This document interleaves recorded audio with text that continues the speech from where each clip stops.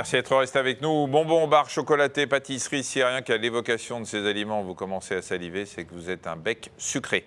L'envie de sucre est très fréquente et le sucre est un élément incontournable de notre alimentation. Il contient du glucose, véritable carburant qui permet aux muscles de se contracter. Alors d'un côté, le sucre nous est indispensable, de l'autre, il est pointé du doigt parce que consommé en excès, vous le savez, il génère surpoids, diabète et caries. Alors comment trouver le bon équilibre? Qu'est-ce qui différencie les sucres rapides des sucres lents? Quel impact une alimentation trop sucrée peut-elle avoir sur notre santé?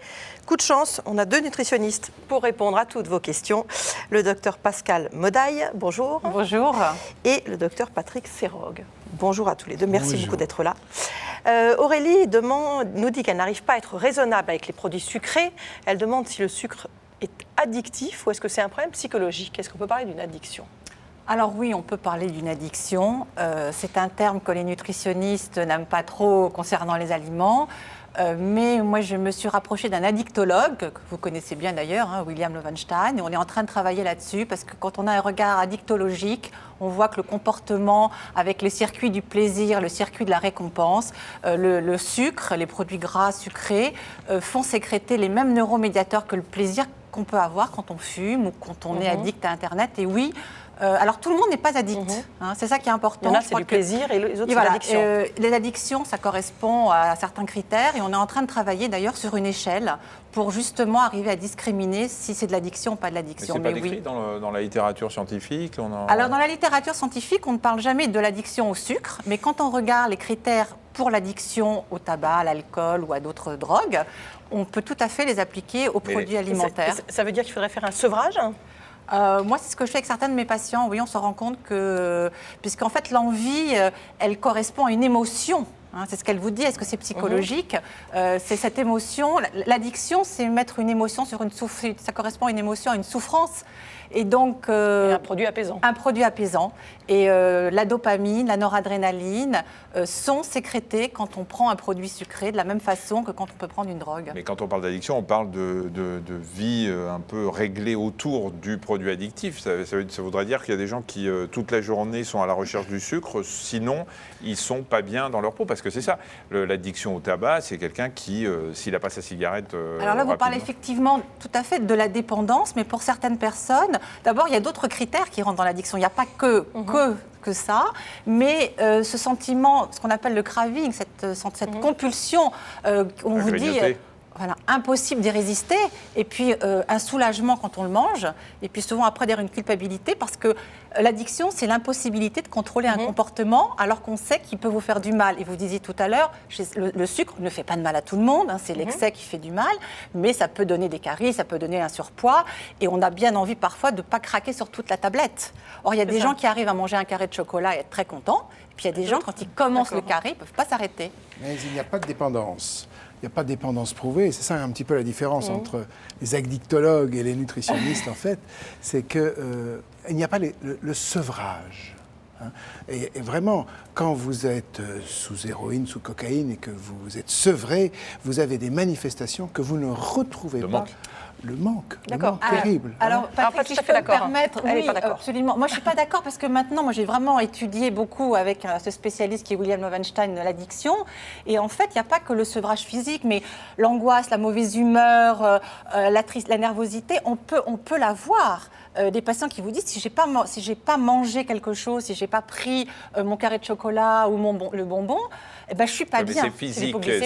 C'est physique ou c'est psychologique? Est-ce que c'est le côté physique de l'addiction et le cerveau dans la cigarette, les symptômes du sevrage, ils sont pas physiques. Ils sont physiques aussi. Mais ils sont pas que physiques. Non, mais ils sont aussi physiques. Il y a pas comme le manque. Il y a pas le manque. Alors on va pas passer toute l'émission.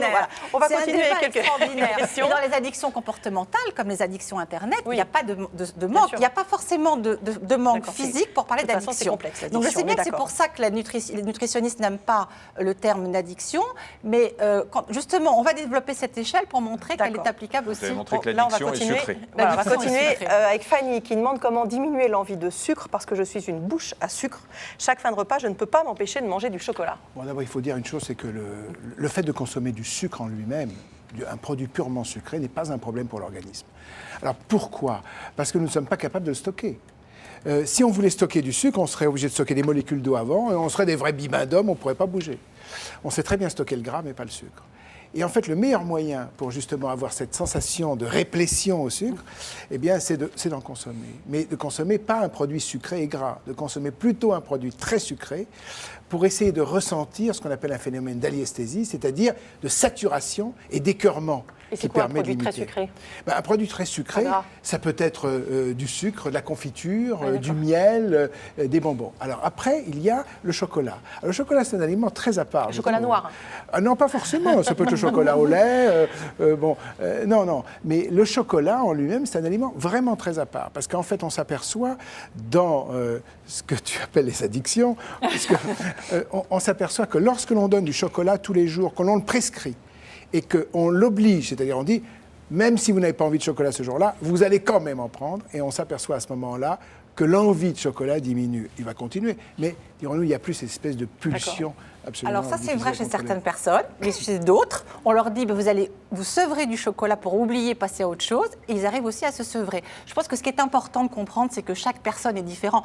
On a beaucoup, on travaille, toi et moi, sur les régimes, on le voit bien à quel point c'est différent selon les personnes, et je crois que pour certains, c'est de l'addiction, et il faut faire un sevrage, et pour d'autres, c'est exactement ce que tu dis, il ne faut pas l'interdire, il faut presque les obliger, et ça va les dégoûter. Je croyais qu'on parlait plus de régime. Je croyais que le mot régime était alors banni. le mot régime, mais nous, on ne sait pas comment on fait maigrir sans régime. Donc, moi, je ne sais pas. Face aux modifications alimentaires. Voilà, modification alimentaire. Voilà, on va dire comme ça pour ce les gens. mot-là, oui. Si l'on n'a pas de problème de poids ni de diabète, une consommation importante de sucre est-elle tout de même dangereuse? Qu'on se brosse les dents. Qu'on se brosse les C'est- dents. Non, c'est pas dangereux. C'est pas dangereux. C'est pas dangereux de manger beaucoup de sucre puisqu'on va l'oxyder extrêmement rapidement. Et donc, après, il faut surveiller évidemment sa glycémie parce qu'au cours du temps, il peut y avoir un dérèglement de la glycémie. Mais je connais des patients qui n'ont jamais eu ce problème, qui mangeaient un kilo de confiture par jour, qui avaient un poids stable et qui n'avaient pas ce problème-là. Donc, c'est pas dangereux en soi. Et il m'arrive souvent de resucrer mon coca, pas du coca allégé, du coca normal. Est-ce que ça représente un excès de sucre dans mon alimentation? Ça dépend du reste. Ça dépend du reste. Ça dépend combien elle en boit. Non, mais le coca, c'est déjà quand même très sucré. Très sucré, C'est déjà oui. très c'est quand sucré, même 20 mais enfin morceaux pas de plus sucre que le jus par litre, d'orange. alors, ça fait beaucoup. C'est pas plus sucré que le jus Non, d'orange. pas plus sucré que le jus d'orange. Donc, Ouais. c'est pas fréquent de resucrer un jus d'orange? Plus que le coca, à mon avis. S'il est un D'accord. peu acide, on va Les sucres cachés ont-ils les mêmes effets néfastes sur la santé que le sucre en poudre ou en morceaux en ce qui concerne les caries, diabète, etc. C'est du sucre. Non, c'est toujours du sucre. C'est Le sucre toujours du caché, sucre. c'est un sucre simplement qu'on ne voit pas. C'est-à-dire qu'on trouve dans quoi, par exemple? On en trouve dans du chocolat, donc on ne voit pas le Dans sucre. les biscuits, Dans les biscuits, dans les fruits, oui. dans les fruits, Dans les d'accord. barres de céréales que vous avez citées, on sent le sucre, mais on ne le voit pas. Donc il y a beaucoup d'aliments dans lesquels on ne voit pas le sucre. Et puis on rajoute du sucre dans ta préparation. Quand vous prenez un yaourt aux fruits, on voit le sucre. Donc voilà. Du sucre un peu partout. Noufi fait à peu près 4 à 6 heures hebdomadaires de sport. Ai-je besoin de manger beaucoup de sucre? Parce qu'on a dit que c'était le carburant des muscles. C'est sucre lent plutôt. Oui, absolument. C'est nécessaire. Il faut qu'il mange des protéines, bien sûr, parce qu'il va consommer beaucoup de protéines, mais il a besoin de manger du sucre parce que le sucre est le carburant essentiel du muscle. Donc s'il veut continuer à avoir cette activité, il faut qu'il le fasse. Alors on avait dit au début qu'on allait donner des conseils, des recettes. On nous demande au restaurant, je demande toujours quel dessert est le moins sucré. Est-ce que vous avez des conseils, demande Caroline? Alors, les salades de fruits, les fromages blancs au faisselle avec des coulis de fruits. Patrick. Et pour les vrais gourmands, Après, pour les vrais gourmands. Après, on descend. Les mousses de fruits, voilà. Les mousses de fruits, puis après Les glaces. on a des Voilà. tartes aux fruits, voilà. Et puis après ça devient de plus en plus sucré. les On a les profiteroles, sorbets, les les... glaces. c'est clair. Les profiteroles, c'est pas très sucré. Non, Michel. Non, c'est La quand on met de profiterole la elle-même, chantilly. C'est c'est- quand on met de la voilà, chantilly en voilà. plus. Ben, c'est ce que je fais, au-dessus Alors, du chocolat. On va voir ça parmi les aliments les plus riches en sucre. On trouve bien sûr les pâtisseries. Difficile de faire un gâteau sans sucre, mais l'expérience se tente. Que se passe-t-il lorsqu'on ne sucre pas sa préparation? Peut-on revisiter des gâteaux très sucrés en allégeant nettement leur proportion de sucre? Sortez les carnets de recettes, prenez des notes, et puis sinon évidemment ça sera sur allodocteur.fr. Voyez ce reportage de Mathieu Vibo et Mélanie Morin.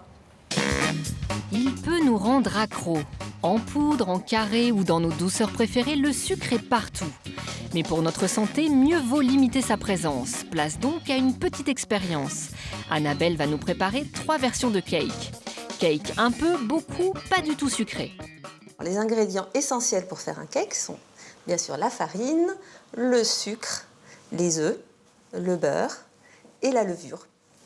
Faites fondre 150 g de beurre à la casserole et pesez votre sucre. Alors pour cette recette, on met 170 g de sucre. J'ai choisi un sucre roux pour renforcer la saveur. Incorporez 3 œufs dans le sucre et battez le tout. Alors quand on mélange les œufs et le sucre, il y a une émulsion qui se crée. C'est-à-dire que le mélange devient très mousseux. Donc le sucre va pouvoir apporter après dans la cuisson le moelleux et la couleur au gâteau. Dans un saladier, versez 180 g de farine, ajoutez-y un sachet de levure et l'émulsion d'œufs et de sucre. Reste à incorporer le beurre fondu et un soupçon d'huile de coude. Versez l'appareil dans un moule, la pâte du premier cake est terminée, place à la deuxième version, allégée en sucre. Dans cette deuxième version, on va mettre 130 g de sucre, donc c'est à peu près 20% de moins que sur la recette initiale. Au niveau de l'émulsion, on voit bien en fait que ça ne change pas grand-chose. Donc on a bien conservé la quantité nécessaire pour que l'émulsion se produise. Donc le seul changement qu'il y aura, ce sera au niveau du goût. Et enfin, troisième et dernière version, le cake 0 sucre. On garde les mêmes ingrédients et on recommence. Seul changement, le sucre a disparu. Et elle ne montera pas, elle ne va pas lever aussi bien que les autres. D'où l'intérêt du sucre quand même. Les 3 pâtes sont prêtes, reste à enfourner le tout. Et c'est parti pour 40 minutes de cuisson. Et après cuisson, le cake sans sucre est facilement identifiable. On voit très bien que le cake a l'air beaucoup plus desséché, il est beaucoup plus plat, il a beaucoup moins monté. Il a un peu doré, mais c'est un doré qui est pas très appétissant quand même. Alors que sur les deux versions avec 100% de sucre ou moins 20% de sucre, on a une texture qui est plus appétissante, plus aérée et un luisant également qui donne envie de déguster. Côté goût, pour moi en tout cas, c'est sans équivoque. Alors le premier que j'ai goûté me paraît beaucoup plus sucré et j'avoue que je préfère celui qui est plus sucré.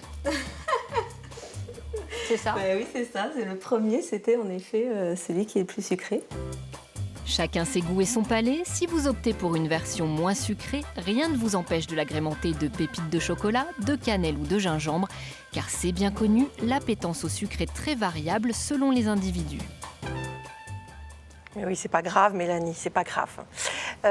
Si on utilise des substituts, on nous dit, j'en ai souvent parlé de stevia ou de maltitol, quel substitut de sucre est le meilleur? Alors qu'est-ce qu'il y a qui donne le moins de goût et qui soit pas dangereux pour manger cru ou cuit? Moi, j'aime bien le sucralose. Je trouve que c'est celui qui a le moins qui a vraiment le goût le plus proche du sucre, qui n'a pas d'arrière-goût ni de réglisse. On trouve en poudre et On le trouve en poudre, absolument. Peut-être même en liquide, mais en tout cas en poudre, c'est sûr. Hein, dans tous les bons hypermarchés. D'accord. Et franchement, il cuit. Oui. Et je trouve que vraiment... Et la stevia, c'est pas la révolution annoncée? La stevia, c'est effectivement issu d'une plante, c'est pour ça que ça a donné ce côté naturel et tout ça, mais ça a un arrière-goût de réglisse. Donc c'est pas très agréable, gâteau, qui ne disparaît pas non plus à la cuisson, donc dans un gâteau c'est un petit peu dur. Et vous êtes d'accord aussi avec le substitut? Oui, le sucralose c'est certainement celui qui est... C'est une molécule de sucre qui a été légèrement modifiée, et c'est la molécule qui ressemble plus au point de vue goût au sucre. Et qui permet de faire monter les gâteaux, tout, c'est bon? Alors ça, Oui, on peut cuire, on peut faire monter les gâteaux. Est-ce qu'il monte aussi bien? Je ne sais pas. Il monte parce qu'il a gardé la structure du sucre. D'accord, c'est pour ça enferme les particules. Ça enferme les particules. Les faux sucres sont souvent montrés du doigt. Que faire pour remplacer le sucre sans danger? Mais on vous l'a dit. Je crois qu'ils sont sans danger de toute façon. Je repose la question. Alors, il reste la question. Jusqu'aujourd'hui, on a... Aucune preuve. On attend la publication effectivement officielle fin juin sur l'aspartame. Bon, pour ça concernait surtout les femmes enceintes? Oui, surtout sur les femmes enceintes. Sur la stéviane, on n'a absolument aucun rapport délétère, ni sur le sucralose pour l'instant. Et Alex demande que penser de la possible toxicité du fructose. On le trouve où? Dans le fruit? Dans le fruit, oui. C'est le sucre du fruit. Vous n'allez pas répondre à la place des invités. Hein. Mais elle a envie, Non, mais si on la laisse, elle fait toutes les questions. Mais ça questions. paraît un peu évident, excusez-moi de vous le dire. On s'en va tous les trois, on va voir si elle arrive à répondre à toutes les questions. Solidarité féminine, moi je reste avec... Très bien, on est pas mal, Pascal. Le fructose, c'est le sucre du fruit. Alors, le grand avantage du fructose, c'est qu'il n'augmente pas l'insuline. Mais le grand inconvénient du fructose en grande quantité, c'est qu'il augmente les dépôts de graisse à l'intérieur du foie. Donc si on en mange de grandes quantités, on augmente un phénomène aujourd'hui malheureusement qui se répand de plus en plus avec l'obésité, qui est ce qu'on appelle la stéatose hépatique, c'est-à-dire le foie gras tout simplement. Et pourquoi le sucre augmente le dépôt de graisse? Bien parce que le fructose a cette propriété justement d'être transformé un petit peu, de stimuler, dirons-nous, la synthèse de graisse. D'accord. Alors Marina, je ne suis pas diabétique, mais bien. Mon taux de glycémie est limite. Je vous avais dit de le vérifier, c'est bien. Le sirop d'agave est-il bon pour moi? Le sirop d'agave, moi je Attendez, commence. madame, vous permettez, j'ai posé la question à Marina. Moi, je préfère laisser répondre Pascal. Voilà. Très bien. C'est quand même sucré. Alors, c'est un meilleur index glycémique. C'est un peu moins sucré que le sucre. Mais si on en met plus parce qu'on pense que c'est mieux, ça va revenir au même, quoi. Donc, je pense que c'est l'excès qui est nocif. Mais c'est bon, hein, le sirop d'agave. Moi, j'ai testé on ça depuis que Solveig Darigo nous en a montré dans des recettes. C'est pas mal. Hein. Oui, c'est bien. Oui, c'est bon, mais ça n'a. Je crois que c'était important de le dire. non Mais bien sûr, Michel, alors ça passionne la France entière. Vous faites bien de le dire, Il Michel. y a 1 million de personnes qui viennent de l'apprendre et je crois qu'elles en sont Ah bah, ravies. je ne suis pas sûre qu'ils vivront la journée de la même façon maintenant. Certainement. Vous vouliez dire peut-être quelque chose d'intéressant aussi?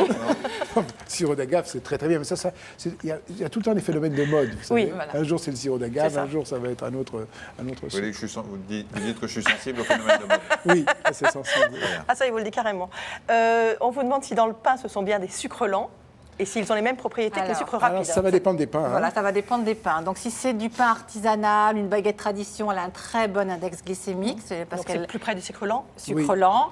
La baguette classique, qui est plus aérée, Elle est haute. ou le pain de mie, l'index glycémique est moins bon. Voilà. D'accord. Mais alors, on va compliquer les choses en disant que si on met un peu de beurre dessus, l'index glycémique s'améliore. Donc, il faut. C'est bien l'index glycémique, mais c'est quand même très compliqué De toute façon, au je quotidien. crois qu'honnêtement, les téléspectateurs ne comprennent jamais rien à cet index glycémique, qui est quand même un compliqué. truc hyper compliqué. Mais c'est-à-dire que c'est la capacité, la vitesse avec laquelle on absorbe le sucre. Quoi, Michel? Qu'est-ce que vous avez là Vous aujourd'hui? êtes en train de dire à nos téléspectateurs qu'ils sont débiles. Et pas du tout. Ah, si. C'est très compliqué. C'est C'est compliqué très pour si, tout si, le vous monde. l'avez dit. Non, Je en suis désolé. général, on comprend qu'il faut consommer des aliments à l'index glycémique bas, mais c'est à peu près tout ce qu'on comprend. Oui, parce que ce qui est encore plus compliqué, c'est que vrai ça change Mais non. Oh, de c'est la. casse-pied aujourd'hui. Question suivante, Marina. Oui, merci. Merci. Ah bah, vous avez Je vais qu'à faire nous dire le ce qu'on boulot de fait. Michel. Ben voilà, parce que vous répondez à nos questions. Très bien. On va vous faire. Marie-Kate dit que depuis qu'elle mange moins sucré pour cause de surpoids, elle a du mal à aller à la selle. Est-ce que c'est lié? Non. Alors non, parce que normalement, peut-être qu'elle mange moins de fibres. Voilà. Et que dans ces fibres, il y a effectivement des glucides, c'est peut-être ça. Et en diminuant sa quantité de fibres, effectivement, elle change son alimentation et elle va aller moins souvent à la selle. C'est pas pour ça qu'elle est constipée. À la constipation, c'est quand même aller moins d'une fois par semaine à la selle. Donc il y a quand même une différence entre aller 2 fois par jour et 1 fois par semaine. Donc non, c'est juste, je pense, le fait qu'elle ait modifié son alimentation et qu'elle a diminué la quantité de fibres. C'est marrant cette expression, aller à la selle. Ça m'a toujours fait rire. Vous dites comment, vous? On veut pas le savoir. On veut pas le savoir, on s'en fout. Vous voulez vraiment que je vous le dise? Oui, je veux bien. Pour le million de téléspectateurs qui sait déjà. Non, je vous dirais. La dernière émission de ma carrière, je dirais. Mais- D'accord. Est-ce qu'on peut Voilà. lancer un sujet en attendant? Lancer. Certaines personnes n'ont pas le choix, elles doivent contrôler leur consommation de sucre. C'est le cas des personnes diabétiques qui apprennent à gérer leur rapport en glucose grâce à des ateliers thérapeutiques. Vous voyez ce reportage à l'hôpital de la Pitié-Salpêtrière à Paris, un reportage de Mathieu Vibo et Mélanie Morin. On en mangerait. Mais mieux vaut ne pas s'y risquer. Ces aliments factices sont l'outil essentiel de cet atelier. Ici, les patients diabétiques viennent chercher des repères, car gérer sa consommation de sucre au quotidien n'est pas un jeu d'enfant. Vous allez voir, on va faire un petit jeu. Parce que vous avez bien compris que du coup, moi, le but du jeu, ça va pas être de vous dire faut manger ci, faut manger ça. Mais c'est plutôt de regarder ensemble un peu dans l'alimentation à quoi ça correspond. Grâce à des exercices ludiques, les patients apprennent à quantifier le sucre présent dans certains aliments, mais le calcul n'est pas si simple. À votre avis, dans ce petit bout de pain, il y a combien de sucre? 2. Et bien quand vous mangez du pain, il y a la moitié du poids, c'est que du sucre. Donc c'est pas de sucre. Hein. Mon pain, il fait 60 grammes. Vous allez voir, je vais vous donner un truc mémotechnique. Vous mangez votre morceau de pain, 60 grammes. Et bien ça va faire, je vous les laisse mettre. Quand vous mangez 60 grammes de pain, vous mangez l'équivalent de 6 carrés de sucre. Pas question pour autant d'appliquer un régime restrictif. Il s'agit plutôt d'équilibrer ses besoins et ses dépenses en sucre. À votre avis, quand on a une activité physique moyenne, notre corps va dépenser combien de petits carrés de sucre par jour? Trentaine? Une trentaine? Oui. À peu près, ouais. Les autres, qu'est-ce que vous en pensez? Non, moi je dirais moins. Moins? Une vingtaine? Oui, 15-20, je dirais. 15-20? Non, quand on a une activité physique moyenne, notre corps il dépense à peu près 50 carrés de sucre par jour. Que de 8. Objectif, faire de ces diabétiques de parfaits gestionnaires de ce que la diététicienne appelle le budget santé. Nous, on aimait bien le système de budget dans le sens où ça responsabilise les gens. C'est voilà, on n'est pas dans les interdits ou les autorisations, mais de vraiment dire vous gérez les choses comme vous l'entendez, comme on gère un budget. On n'a pas à dire aux gens il faut faire ci ou il faut faire ça, mais on gère. Et la gestion peut s'avérer plus complexe quand on a affaire à d'autres types de sucre, comme le fructose. Et alors celle-là, effectivement, elle vous paraît plus acide que celle-là. Donc on a l'impression qu'elle est moins sucrée. Mais en fait, non, elle est juste plus acide. Mais celle-ci ou celle-ci, c'est exactement la même quantité de sucre et ça sera 4. D'accord ? Ce qui m'a surpris, c'est le nombre de sucres qu'il y a dans les fruits. Excepté les fraises et les framboises, mais... ça, c'est... C'est pas parce qu'on voit sur un étiquetage que c'est marqué sans sucre ajouté qu'un jus de fruits, ce n'est pas un sucre. Un grand verre de jus de fruits peut avoir autant de sucre que dans un grand verre de soda.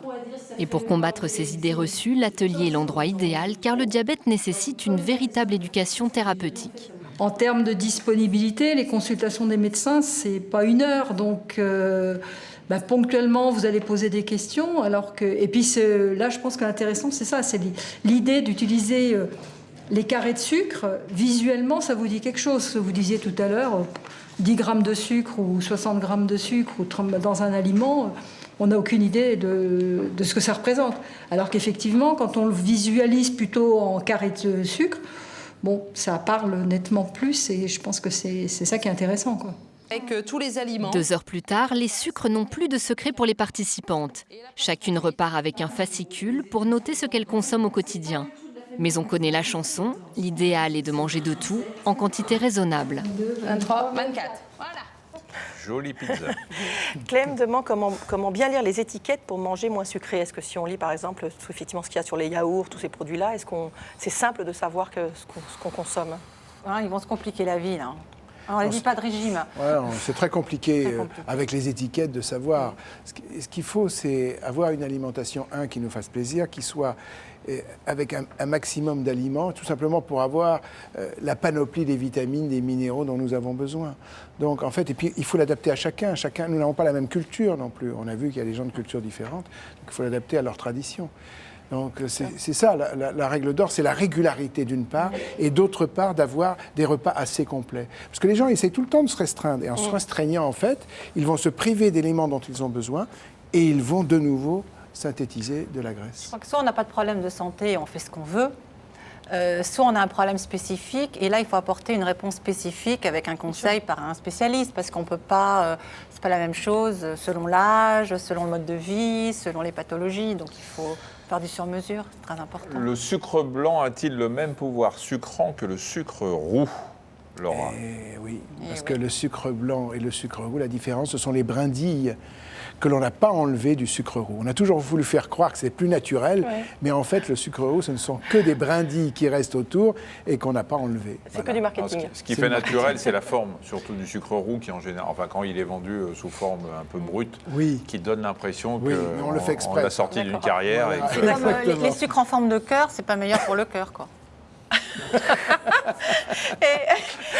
Vous n'êtes pas blonde, mais alors, elle vous a envoyé une réplique pour une blonde. Ok. Mais je la trouve très bien, Pascal. Une question peut-être. Votre nom, c'est Pascal Modaille.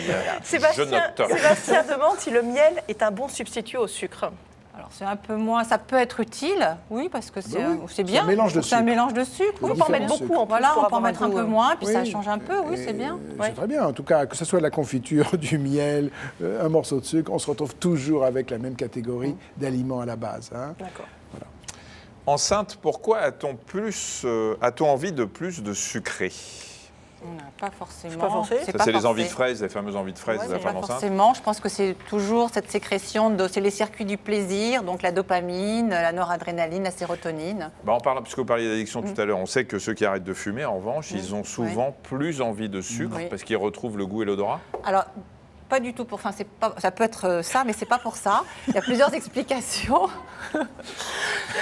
Je vais essayer de continuer. Non, je vais y aller. Alors, je vais répondre à nos téléspectateurs, si vous voulez bien, pendant que vous faites les regardez, la caméra, elle est devant vous, là-bas. Donc, je vais vous expliquer. En fait, quand on arrête de fumer, déjà, la nicotine, ça coupe l'appétit un petit peu, ça joue.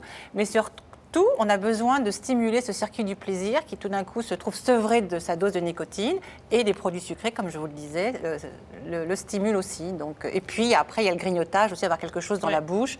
C'est pour ça qu'on doit se faire aider quand on arrête de fumer. 3 très bonnes raisons, Pascal. Est-ce qu'on doit manger sucré le matin pour éviter d'être en hypoglycémie à 11h et craquer pour du sucré en attendant le repas de midi? Il vaut mieux ne pas manger très sucré le matin. Des sucres lents, en revanche. Voilà, parce que si on mange des sucres rapides, on aura plus facilement une hypoglycémie à 11 heures.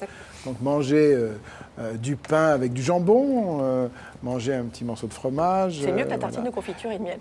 Alors, si on veut ralentir le passage du sucre, il faudrait mettre un petit peu de beurre, comme l'a dit tout à l'heure Pascal. C'est la fameuse index glycémique. D'accord. Mais en fait, le mieux, c'est quand même d'avoir une source de protéines avec du pain. Parce qu'on a besoin aussi d'un petit peu de sucre pour remettre le moteur en route le matin. Donc, un petit peu de sucre, mais pas trop. Et une dernière question rapidement. Est-ce qu'une consommation régulière de sucre peut aggraver l'acné, voire même la provoquer? Il y a un lien entre sucre et acné? Non, ça c'est une légende. C'est parfait, c'était rapide. Merci beaucoup à tous les deux. Merci à vous. Je surveillerai que vous soyez quand même réinvités, ne vous inquiétez pas. Je Il vous ne pourra remercie pas s'y opposer. Demain, dans Allo Docteur, on répondra à vos questions sur les implants dentaires. Vendredi, les assiettes toxiques, donc tout ce qui peut polluer nos assiettes et menacer notre santé. L'émission de vendredi étant enregistrée demain matin, on attend vos questions sur les assiettes toxiques dès à présent. Michel, on se retrouve lundi, vous? Moi, je reviens lundi. Et là, il y a un doc. Animalier. Vous aimez les films de gladiateurs, Pascal? Avec vous, pourquoi pas? Oui, c'est bien, mais il n'y en aura pas dans le doc qui suit, puisque c'est un truc sur le zoo. C'est un film, c'est pas un truc, Michel. C'est un film, un doc dans la nurserie d'un zoo. C'est un truc passionnant. Bon, mais ça n'a rien à voir avec les gladiateurs. Mais non, c'était une info que je voulais. C'était une blague, d'accord. Non, c'est pas une blague.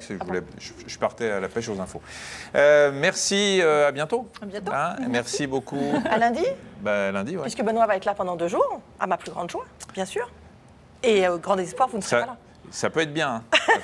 À demain. Très bon après-midi. Au revoir.